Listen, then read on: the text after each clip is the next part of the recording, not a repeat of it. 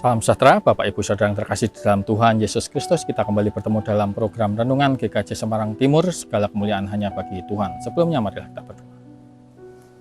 Allah yang kami sembah dalam nama Tuhan Yesus Kristus, kembali kami datang kepadamu Tuhan. Kami bersyukur untuk segala kemurahan Tuhan yang terus kami rasakan sampai pada hari ini.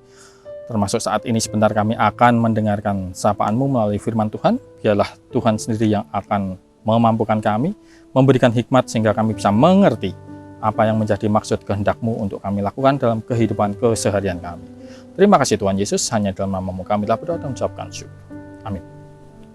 Bacaan firman Tuhan pada hari ini diambil dari Kisah Para Rasul pasal 19 ayat 1-10. Kisah Para Rasul 19 ayat 1-10 yang demikian. Ketika Apolos masih di Korintus, Paulus sudah menjelajah daerah-daerah pedalaman dan tiba di Efesus. Di situ didapatinya beberapa orang murid. Katanya kepada mereka, "Sudahkah kamu menerima Roh Kudus ketika kamu menjadi percaya?" Akan tetapi mereka menjawab dia, "Belum. Bahkan kami belum pernah mendengar bahwa ada Roh Kudus." Lalu kata Paulus kepada mereka, "Kalau begitu dengan baptisan manakah kamu telah dibaptis?" Jawab mereka, "Dengan baptisan Yohanes." Kata Paulus, "Baptisan Yohanes adalah pembaptisan orang yang telah bertobat."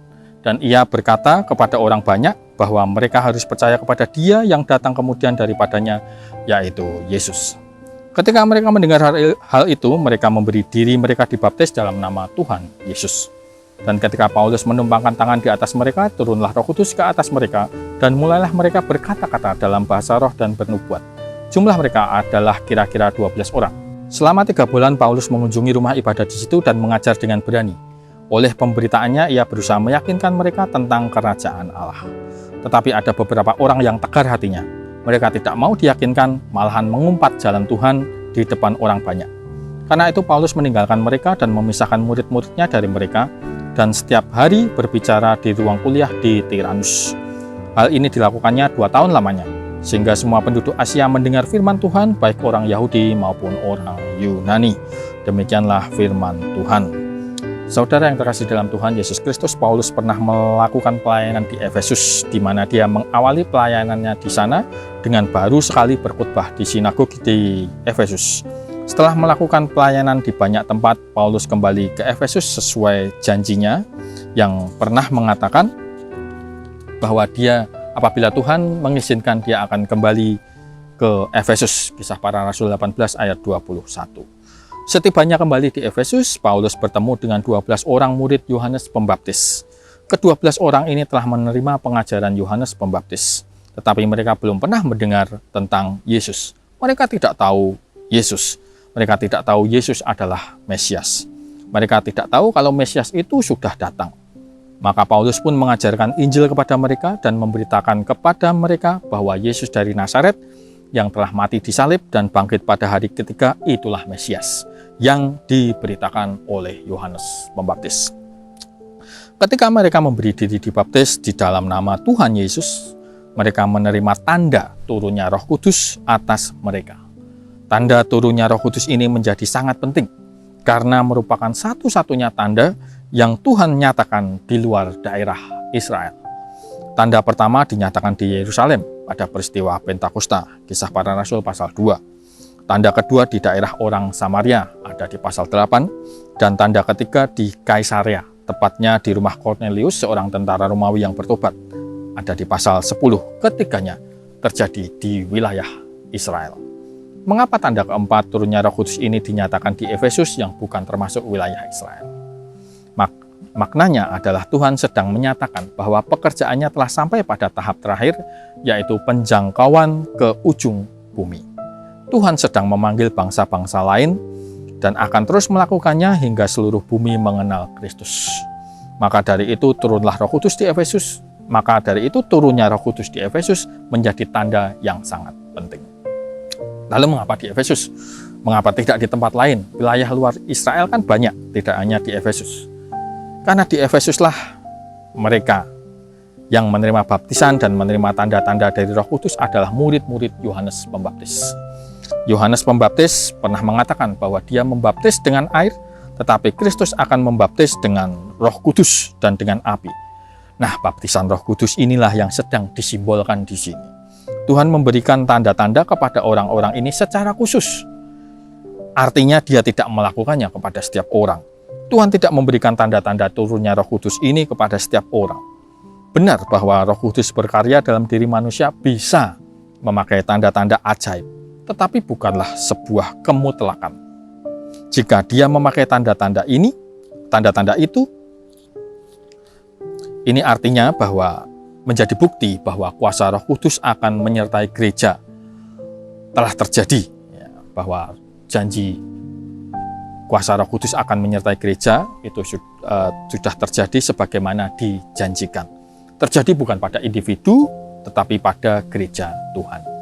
Demikian juga turunnya Roh Kudus dengan tanda-tanda yang terlihat atau terdengar hanya terjadi di awal berkembangnya gereja sebagai simbol atau tanda bahwa apa yang Tuhan janjikan telah terjadi atau telah Tuhan nyatakan. Tuhan menjanjikan Roh Kudus turun, maka tanda-tanda di Yerusalem pun terjadi. Tuhan menjanjikan kesatuan bagi seluruh Israel, maka tanda-tanda di Samaria pun terjadi. Tuhan menjanjikan pertobatan bagi orang-orang asing dari bangsa lain, maka tanda-tanda di rumah Kornelius di Kaisarea pun terjadi. Tuhan mengizinkan seluruh bangsa mengenal Dia, maka tanda-tanda di Efesus pun terjadi. Turunnya Roh Kudus pada murid-murid Yohanes Pembaptis di Efesus menyatakan bahwa janji Yohanes Pembaptis digenapi. Digenapi bukan hanya bagi murid-muridnya, tapi bagi seluruh bangsa di dunia. Turunnya Roh Kudus di Efesus inilah simbol bahwa setiap orang percaya dimanapun akan menerima karunia Roh Kudus. Setelah memberitakan Injil kepada 12 orang pengikut Yohanes Pembaptis, selama 3 bulan Paulus masih terus-menerus berkhotbah di sinagog untuk mengabarkan tentang Kristus. Namun orang-orang Yahudi ini menolak apa yang diajarkan Paulus. Mereka berkeras hati, mereka tidak mau diyakinkan, mereka mengumpat jalan Tuhan. Intinya mereka menolak ajaran Paulus, mereka menolak Kristus. Setelah 3 bulan itu, Paulus berhenti menjangkau orang-orang Yahudi itu. Dia meninggalkan pengabaran Injil di sinagog dan memisahkan murid-muridnya dari orang-orang Yahudi yang keras hati itu. Paulus menyewa ruang kuliah untuk mengajar orang-orang non-Yahudi selama 2 tahun. Di ayat 10 kita bisa membaca bahwa seluruh penduduk Asia, orang Yahudi maupun orang Yunani telah mendengar firman Tuhan. Inilah karya Paulus yang luar biasa. Selama di Efesus, Paulus ini sudah menghadapi orang-orang yang telah menerima ajaran Yohanes Pembaptis. Orang-orang Yahudi dengan latar belakang tradisi-tradisi mereka. Dan juga kaum intelek yang belajar kepadanya di Tiranus. Inilah yang Paulus kerjakan, memberitakan Injil kepada siapapun dengan latar belakang apapun. Tuhan memakai Paulus untuk mengabarkan Injil dan menyertainya. Kiranya semangat Paulus ini juga ada pada setiap kita. Mengabarkan Injil menjadi jalan untuk melaksanakan amanat agung Tuhan Yesus kepada setiap orang untuk menjadikan semua bangsa murid Kristus. Bagaimana bisa menjadi murid Kristus kalau tidak pernah mendengar Injil? Bagaimana mendengar Injil kalau tidak ada yang memberitakan? Inilah tugas kita. Tuhan tidak menjanjikan bahwa semua yang mendengar Injil akan bertobat, akan menerima Kristus. Akan ada orang-orang yang mengeraskan hati, yang akan menolaknya bahkan menghujatnya seperti yang dialami Paulus terhadap orang-orang Yahudi.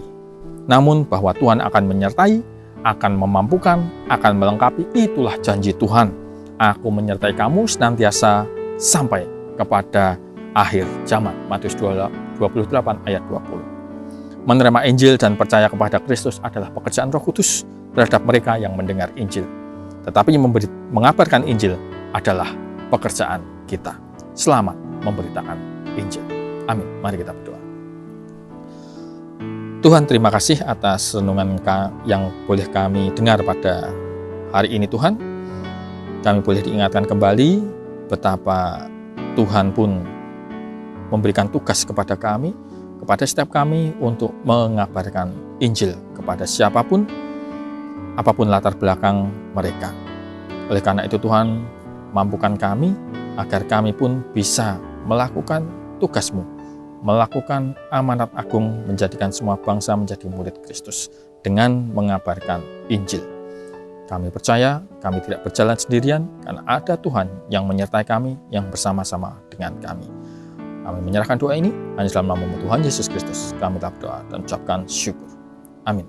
Demikian pemberitaan firman Tuhan pada hari ini. Salam sejahtera, salam sehat untuk kita semua. Tuhan Yesus memberkati.